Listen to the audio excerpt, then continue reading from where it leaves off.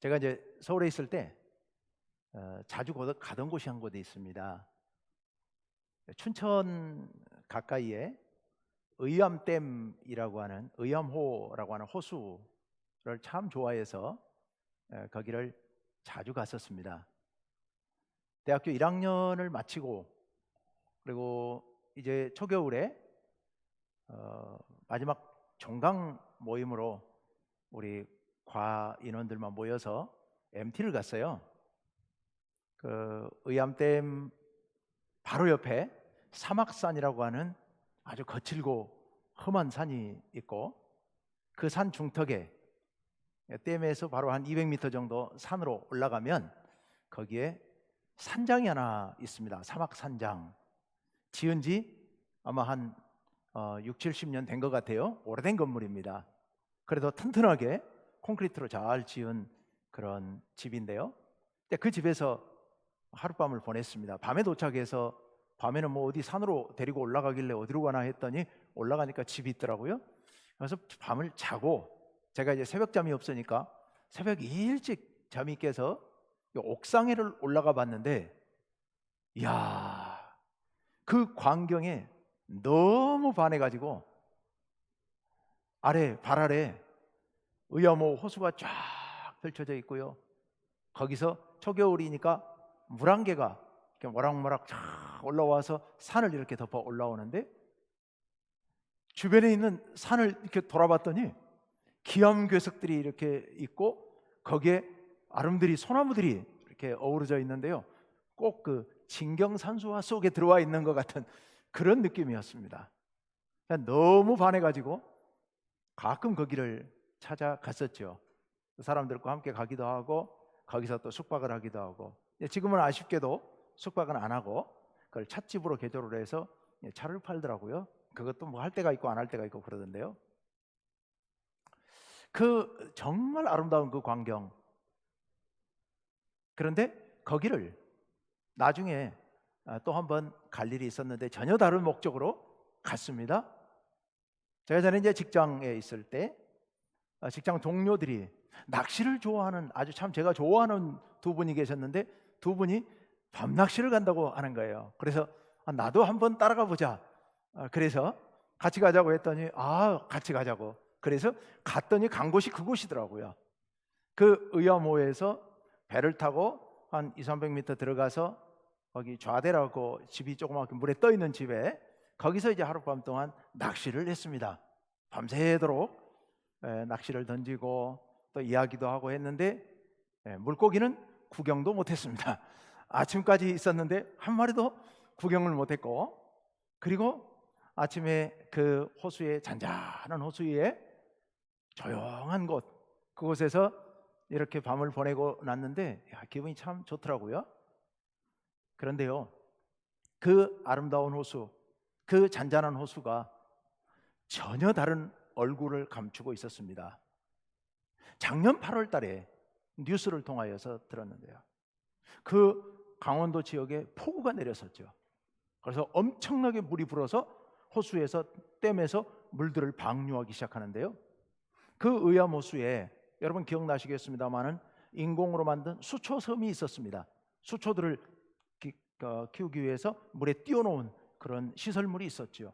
근데 그게 물에 떠내려가게 된 겁니다.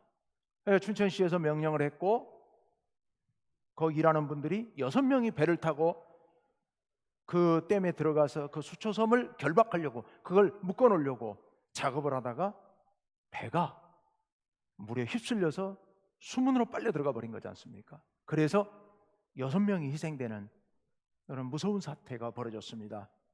TV에 그 뉴스에 그 배들이 수문으로 빨려 들어가는 그 광경을 보는데 와, 정말 무섭더라고요. 제가 수십 번 갔던 그런 곳이었는데, 그곳이 그렇게 평화롭고 그렇게 아름다웠던 그곳이 그렇게 위험한 곳이라고는 상상도 못했던 거죠.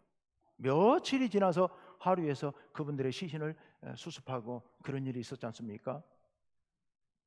호수의 두 얼굴이었습니다. 그런데 오늘 본문 말씀에 보면, 오늘 본문 말씀에도 이 아름다운 호수의 두 얼굴이 나오고 있습니다. 예수님께서 갈릴리 호수 주변에서 주로 사역을 하셨죠. 그날 또 갈릴리 호수변에서 사람들에게 말씀을 전하셨습니다.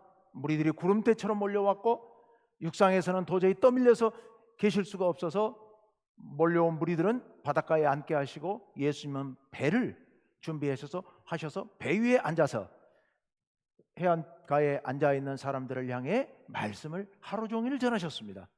그리고 날이 저물었죠. 예수님께서 제자들을 향해서 이제 말씀을 마치신 후에 제자들을 향해서 배를 저어서 저 호수 반대편으로 건너가자라고 말씀하십니다. 무리들은 해산했고요. 예수님과 제자들은 그대로 배에 탄 채로 어두워지는 밤바다 가운데로 들어갑니다. 건너서 이제 건너편으로 가기 위해서요. 이 갈릴리 호수, 그 바다, 갈릴리 바다라고도 하고 그 사람들은 바다라고 하는데 이게 내륙 호수죠. 아주 특이한 그런 호수입니다. 크기는 제가 대략 재보니까 새만금 호수하고 바다하고 똑같습니다. 새만금 그 안쪽에 있는 바다 넓이하고 똑같더라고요. 딱 그 정도 되더라고요. 꽤 큰 바다죠. 그런데 잔잔한 그 바다를 제자들은 노를 저어서 가고 있고 시간은 밤중으로 흘러갑니다. 예수님께서는 하루 종일 말씀을 전하시고 피곤하셔서 배 고물에, 배 뒤편에 베개를 베고 누워서 주무십니다. 그런데 한밤중쯤 되었을 때 갑자기 문제가 생겼죠. 돌풍이 몰아치기 시작합니다. 그리고 그 돌풍 때문에 지금 우리 성경 말씀에는 큰 광풍이 몰아쳤다. 광풍, 미친 바람이 불어쳤다는 얘기죠. 엄청난 바람이 몰아쳤던 겁니다. 순식간에. 그래서 큰 파도가 치고 배에 물이 들어오고 배가 침몰될 위험에 처하게 된 겁니다. 갈릴리 호수는요, 특이한 호수이죠. 우리 일반 지면보다 훨씬 낮은 데 있습니다. 쑥 들어간 땅에 있습니다. 해수면보다 약 210m 정도 내려가 있습니다. 바닥이요. 그리고 바로 그 옆에는 우리나라 백두산보다 한 100m 정도 더 높은 헤르몬산이라는 높은 산이 있습니다. 그런데 이게 그 바람이 그렇죠. 바람이 늘 추운 곳에서, 차가운 곳에서 따뜻한 곳으로 불죠. 기압 차이 때문에요. 그런데 밤이 되니까 이 바다는 갈릴리 바다는 낮 동안 내내 햇빛에 달궈져서 따뜻해져 있고요.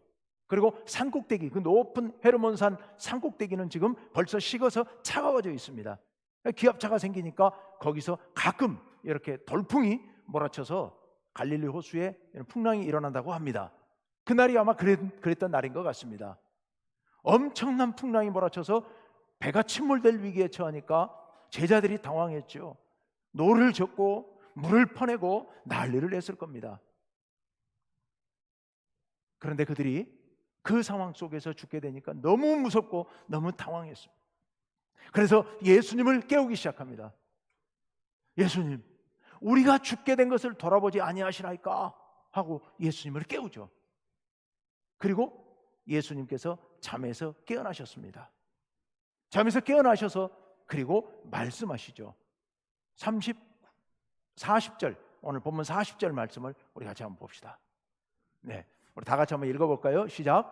이에 제자들에게 이르시되 어찌하여 이렇게 무서워하느냐? 너희가 어찌 믿음이 없느냐? 하시니. 아멘. 예수님께서 일어나셔서 바람과 바다를 향해서 꾸짖으십니다. 뭐라고 말씀하시느냐? 잠잠하라, 고요하라 라고 39절에서 말씀하셨죠. 그리고 나서 방금 읽은 40절에서 제자들을 향해서 예수님께서 책망하시면서 하신 말씀이에요. 어찌하여 이렇게 무서워하느냐? 제자들이 무서움에 사로잡혀 있었던 겁니다. 어찌하여 이렇게 무서워하느냐? 그러면서 너희가 어찌 믿음이 없느냐? 라고 말씀하십니다. 자, 그리고 이어지는 41절 말씀 봅시다. 41절 말씀 우리 다 같이 한번 읽어봅니다. 시작. 그들이 심히 두려워하여 서로 말하되 그가 누구이기에 바람과 바다도 순종하는가 하였더라. 아멘. 예수님께서 고요하라, 잠잠하라 말씀하시니까 이미 바람과 바다는 잔잔해졌습니다. 그 모습을 보고 제자들이 심히 두려워하며 말합니다. 그가 누구이기에, 예수님이 누구시기에 바람과 바다가 명령 하나에, 예수님의 명령 한마디에 순종해서 이토록 잠잠해지는가? 라는 그런 질문이죠. 그런데요, 방금 읽은 40절과 41절 말씀에는 비슷한 두 구절이 있습니다. 두 단어가 있습니다. 40절에는 예수님께서 제자들을 책망하시면서 뭐라고 말씀하십니까? 어찌하여 이렇게 무서워하느냐라고 말씀하십니다. 무서워함. 그리고 41절 말씀에는 제자들의 말이 나와 있죠. 제자들이 어떻게 합니까? 그들이 심히 두려워하여 했습니다. 두려워했다. 40절에는 예수님께서 제자들을 향해서 너희가 왜 이렇게 무서워하느냐? 41절에는 제자들이 예수님을 바라보면서 두려워했다라는 얘기입니다. 이 무서움과 두려움, 원어가 좀 다릅니다. 그러나 비슷하죠. 두 가지가 비슷합니다. 이 두 가지 단어는 그러나 전혀 다른 단어입니다. 어떻게 다를까? 먼저 41절 말씀을 잠깐 제가 소개합니다. 41절에 제자들이 예수님을 보고 두려워했다. 이 원어에는 포보스인데요, 두려워했다. 이 두려움은 우리가 어디 음침한 데 가서 무서워가지고 떨리는 그런 두려움이 아니고요, 이 두려움은 신적인 두려움입니다. 신앙적인 두려움입니다.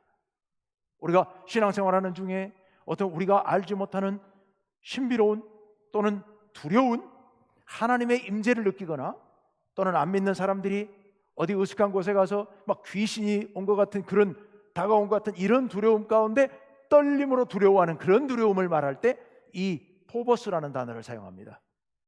제자들은 누구를 보고요? 예수님을 보고 두려워했습니다. 왜요? 뭐라고 그러면서요? 그가 누구시기에? 명령 한마디 하시니까, 고요하라 잠잠하라 말씀 한마디 하시니까 바람이 잠잠해지고 물결이 잠잠해지는 이 현상을 보면서, 아니 도대체 이분이 누구시기에, 우리 앞에 서 계시는 이분, 우리와 함께 그동안에 함께 생활해왔던 이분이 과연 어떤 분이시기에 바람과 바다를 잠잠하게 할 수 있단 말인가? 천지를 창조하신 우리 주 여호와 하나님만이 하실 수 있는 그 놀라운 역사를 이분이 행하시니까요, 이분이 과연 누구시기에 이 놀라운 일을 행하시는가? 라는 그런 경외감 속에서 두려워하는 이런 두려움입니다. 자, 그런데요, 40절에 있는 무서움은 데이로스라고 하는 단어를 사용하는데, 그 단어는 무슨 의미일까?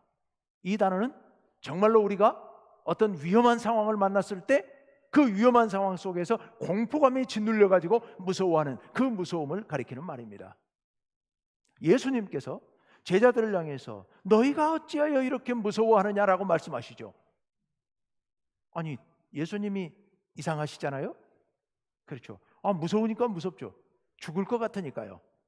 풍랑이 일어가지고 바다에 높은 파도가 치고 배에 물이 들어오고 배가 물에 잠기게 생겼는데, 물에 침몰되게 생겼는데, 우리 다 죽게 되었는데 무서운 거 당연한 것 아니겠습니까? 그런데 예수님께서 왜 너희가 이렇게 무서워하느냐라고 말씀하십니다. 그러면서 예수님께서 바로 이어지는 말씀에서 또 뭐라고 하십니까? 너에게 왜 이렇게 믿음이 없느냐라고 말씀하십니다. 왜 믿음이 없느냐?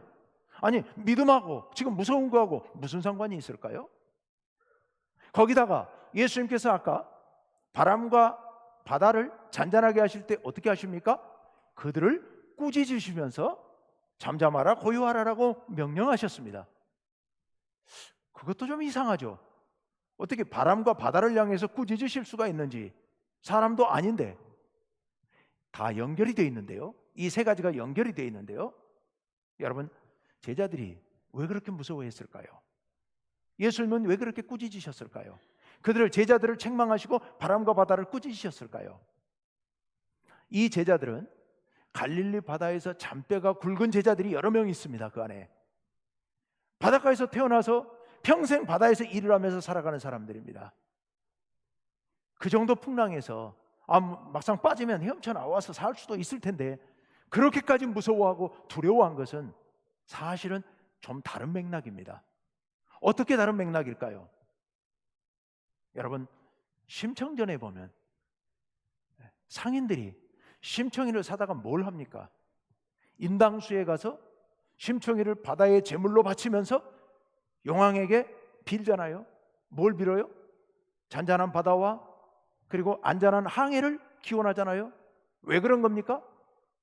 풍랑이 왜 일어난다고 생각합니까? 바다의 신이 또는 괴물이 또는 용왕이 이런 풍랑을 일으킨다고 생각을 하는 겁니다. 근데 그런 생각이 우리나라 그 심청전에 나오는 그 사람들 얘기뿐일까요? 바닷가에 가면 어디를 가나 바닷가에서 일하는 사람들, 바닷가에 사는 사람들은 거의 똑같은 생각을 하고 있습니다.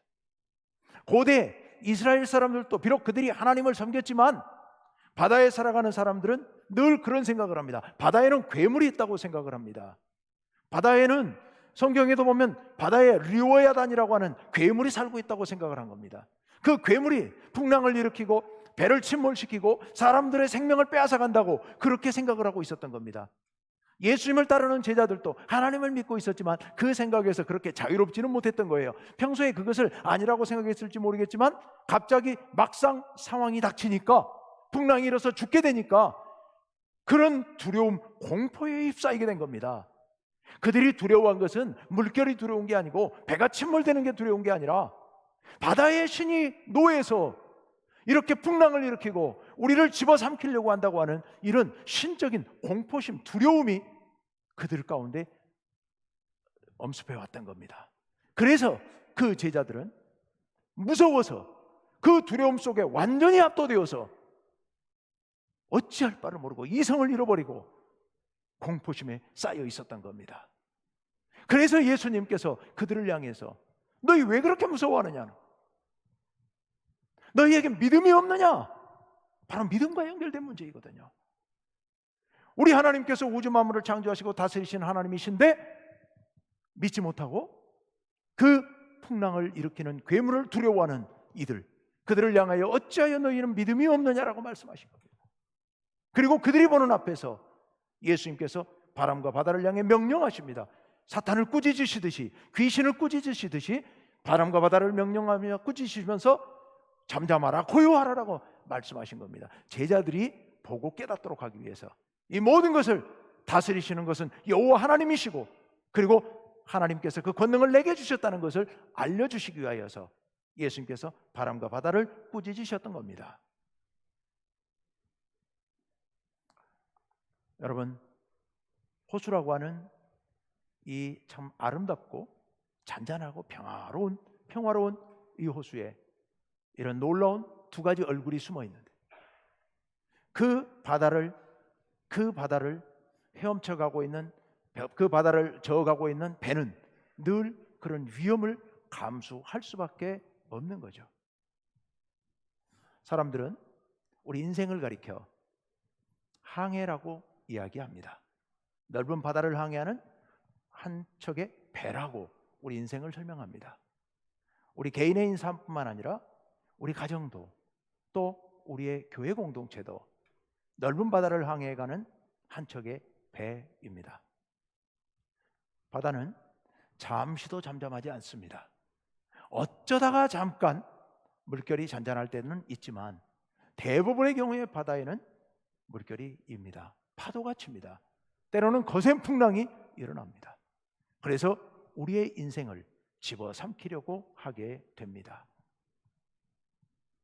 여러분, 오늘 우리가 살아가는 이 세상 참 어렵죠. 내 개인적으로 생각해 보십시오. 때로는 질병이 찾아옵니다. 때로는 사고가 닥칩니다. 때로는 경제적인 위험이 닥치기도 합니다. 또 사업이 어려워지기도 합니다. 이웃 간의, 가족 간의 관계에 어려운 문제가 생기기도 합니다. 우리 교회도 마찬가지죠. 우리 교회에도 여러 가지 문제들이 수시로 쉬지 않고 생겨나게 됩니다. 환우들이 생겨나기도 합니다. 우리 안에 내적 갈등이 생기기도 합니다. 재정적인 어려움을 만나기도 합니다. 여러분 아시다시피 1년 전부터 우리가 겪고 있는 이 코로나 상황, 아무도 예상하지 못했던 이 엄청난 풍파로 인하여서 오늘 우리 개인적인 삶이나 가정의 삶이나 또한 우리 교회 공동체나 모두 다 엄청난 위기를 겪고 있습니다. 이것은 우리가 감당하기 어려운 풍랑입니다. 갈릴리 호수에 내리친 광풍과 같은 그런 풍랑입니다. 여러분, 이런 풍랑이 있는 바다를 헤엄쳐 가야 하는 것이, 또는 노를 저어 가야 하는 것이 우리의 인생입니다. 잠시도 쉴 새 없이 몰아닥치는 이런 여러 가지 풍파들, 그것들을 이겨나가야 하는 것이 우리의 인생입니다. 그렇다면 여러분, 우리는 이런 풍파를 어떻게 헤쳐나가야 할까요? 오늘 말씀 속에서 하나님께서 우리에게 들려주시는 강력한 메시지가 있습니다. 우리가 이 말씀에 귀를 기울여야 합니다. 여러분, 우리 인생은 바다를 항해하는 배입니다. 그런데 믿지 않는 사람들과 우리 예수님을 믿는 사람들의 배에 차이점이 있습니다. 어떤 차이가 있을까요? 우리의 배에는 우리 예수님께서 함께 타고 계신다는 사실입니다. 여러분 믿으십니까? 우리의 배 뒤편에는, 배 고물에는 예수님께서 베개를 베고 평안히 주무시고 계십니다. 믿지 않는 사람들의 배는 자기들만 가는 배라면, 우리의 배에는 예수님을 모시고 가는 배입니다. 엄청난 차이죠. 자, 그런데요.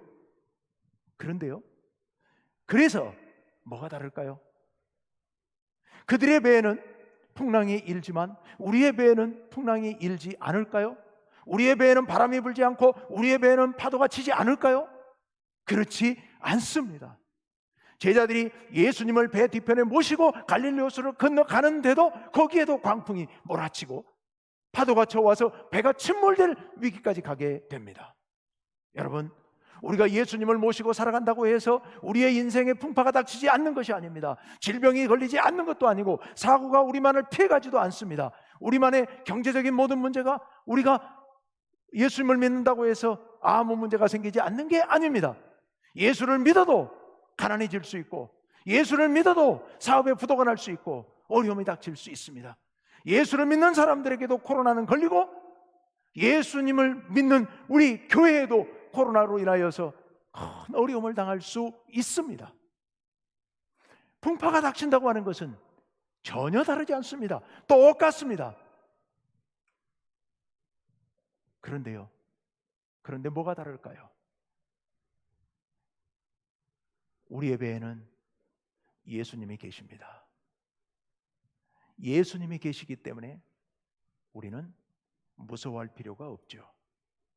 풍파가 닥치면 우리 예수님을 깨우면 됩니다. 우리 예수님을 깨우면 우리 예수님께서 일어나셔서 이 바람과 바다를 잔잔하게 해 주실 줄로 믿습니다.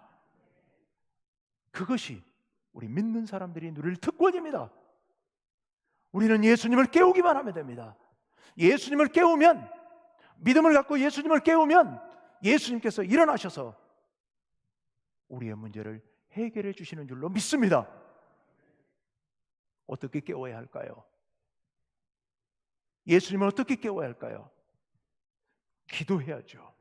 그건 모르는 분 여기 아무도 안 계시죠? 우리 예수님을 향해서 우리가 어려운 문제를 만날 때, 크고 작은 풍파가 다가올 때, 우리가 감당할 수 없는 시련이 닥칠 때 우리가 깨어 일어나서 예수님을 깨우면 됩니다. 예수님께 기도하면 됩니다. 간절히 기도하면 예수님께서 일어나셔서 우리의 문제를 해결해 주신 줄로 믿습니다. 믿는 사람들은 날마다 그것을 경험하면서 살아가야 합니다.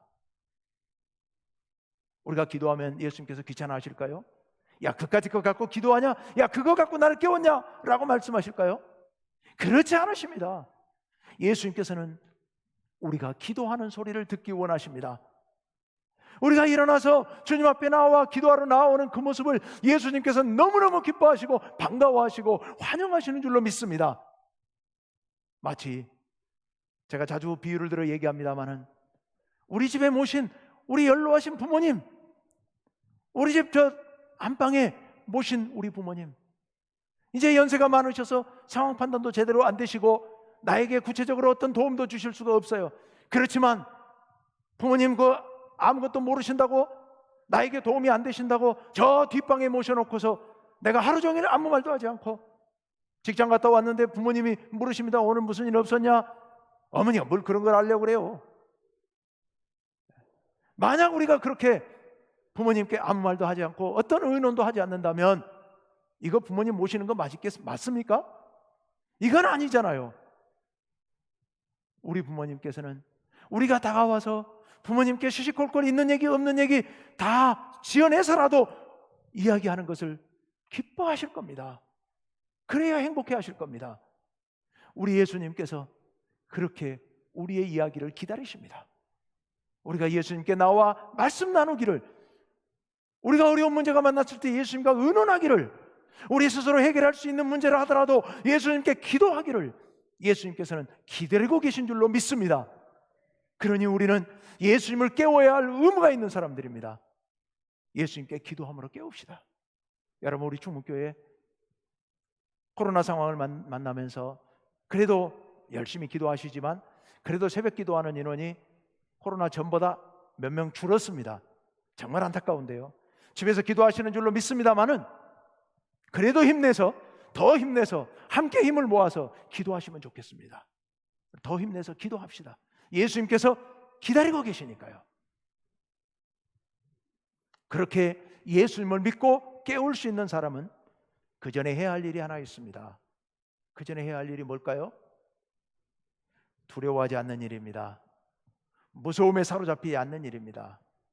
여러분, 사탄의 가장 큰 무기가 뭔지 아세요? 우리를 두렵게 하는 거예요. 우리의 혼을 빼놓는 거예요. 우리를 공포감에 짓눌리게 만드는 거예요. 그래서 이성을 잃어버리고 무서워하게 만드는 거, 죽음을 무서워하게 만드는 거, 이거 사탄의 전략입니다. 거기까지만 가면 그 다음에는 사탄이 승승장구할 수밖에 없거든요. 우리는 그럼 믿음의 사람들은 어떻게 해야 되는데요? 예수님을 믿음으로 그런 사탄의 괴계에 두려워하지 않으면 되는 겁니다. 그러면 이기는 겁니다. 왜 두려워? 어떻게 두려워하지 않아요? 어떻게 배에 물이 들어오는데 배가 침몰할 위기에 처해 있는데 어떻게 두려워하지 않아요? 예수님이 계시니까요. 예수님이 계시니까요. 여러분, 예수님의 제자들이 두려움 속에서, 무서움 속에서 어떻게 했습니까? 예수님을 깨웠죠. 깨운 게 맞습니까? 깨우긴 깨웠는데 그들은 공포감에 짓눌려서 예수님을 깨웠는데 뭐라고 하면서 깨웠나 한번 우리 볼까요? 38절 말씀 한번 봅시다. 예, 다 같이요. 시작.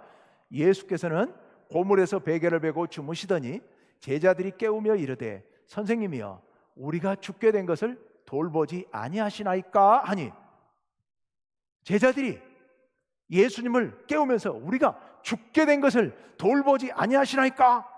이건 무슨 소리예요? 예수님을 원망하고 예수님을 책망하는 이야기입니다. 왜 우리 이렇게 죽어가는데 예수님은 우리를 도와주지 않습니까? 라고 예수님을 책망하고 있는 겁니다. 이미 공포감에 사로잡혀서 어찌할 줄을 모르면서 예수님께 도와주지 않는다고 원망하면서 예수님을 깨우고 있습니다. 여러분, 이스라엘 백성들이 애굽에서 해방되어서 광야길을 걸어오면서 늘 했던 일이 뭡니까? 그게 하나님 원망하는 거 아닙니까? 모세 원망하고 하나님 원망하고 믿음 없는 사람들의 전형적인 모습이 하나님을 원망하는 겁니다.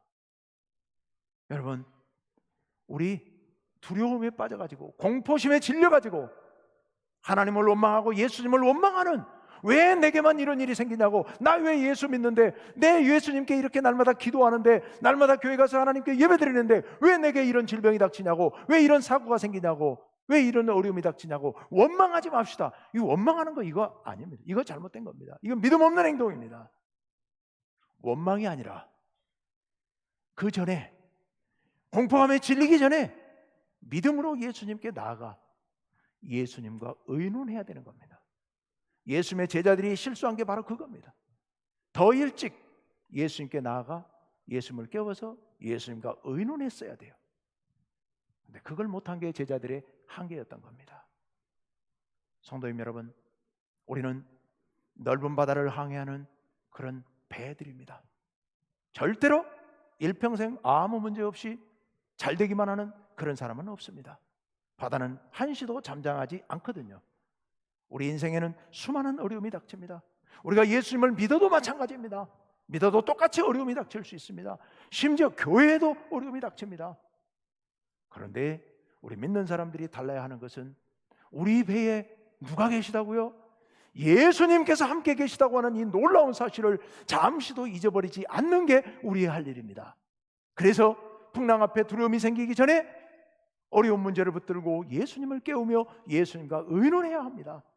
그렇게 할 때 예수님께서 일어나서 잠잠하라 고요하라 라고 말씀하시면서 문제를 해결해 주실 줄로 믿습니다. 우리 교회 여러분 많은 어려움들이 있지 않습니까? 그동안에 어느 교회 할 것이 다 마찬가지죠. 더더군다나 코로나19를 만나면서 교회들마다 큰 어려움에 처해 있죠. 그런데 지난 1년 동안 우리가 어떻게 헤쳐왔는지 여러분 아시지 않습니까? 상상할 수 없는 하나님의 놀라운 은혜로 이 모든 일들을 기적적으로 이렇게 헤쳐나왔습니다. 코로나19를 겪으면서 우리 교회 더 풍성해지고 우리 성도님들의 믿음이 더 깊어진 줄로 믿습니다. 간혹 겁먹고 놀라서 움츠리고 있는 성도들도 없는 건 아니에요. 몇 분 계시는 것 같아요. 아직도 교회 예배 나오기를 게을리하고 소홀히 하는 성도들도 있는 것 같아요. 물론 집에서 예배 드린다는 분들이 다 그렇게 믿음 없다 이런 뜻 아닙니다. 가정에서도 어려운 여건 속에서 애쓰고 예배 드리는 분들이 여러 분 계세요. 그렇지만 다는 아니에요. 그 중에 일부 성도님들은 낙심한 성도들도 계시는 것 같아요. 그리고 이미 게으름이 몸에 배버린 성도들도 있는 것 같아요. 정말 안타깝습니다. 여러분, 이 풍랑을 만나서 더 큰 믿음으로 일어서야 합니다. 그것이 우리의 할 일이죠. 예수님을 깨워서 예수님과 의논함으로 갈릴리 호수에 그 풍파를 잠잠케 하고 그 바다를 건너서 건너편 사역지로 찾아가야 합니다. 나아가야 합니다. 그것이 우리의 할 일입니다. 성도님 여러분, 풍랑이는 바다를 무서워하지 말고 노를 저어서 담대하게 걸어 나아갑시다.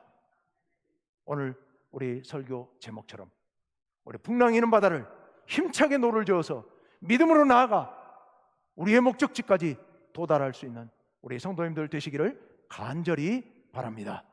함께 기도합시다.